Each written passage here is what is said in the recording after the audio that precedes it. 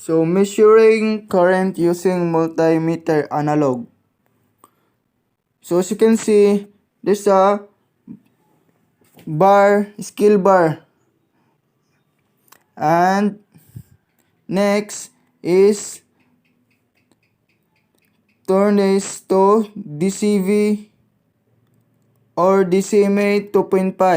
So as you can see, there's a AC10V, and look at that point, and let's divide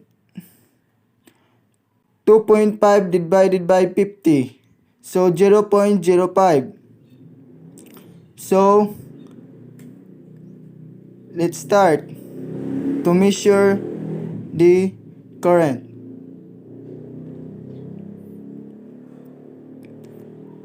So next,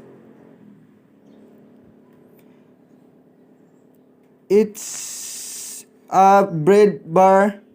I already put the light, a lead, and resistor. And as you can see, the needle is pointing to the 0.05. So as you can see, so times 0.05 because 1.35 mA. So that's all. Thank you.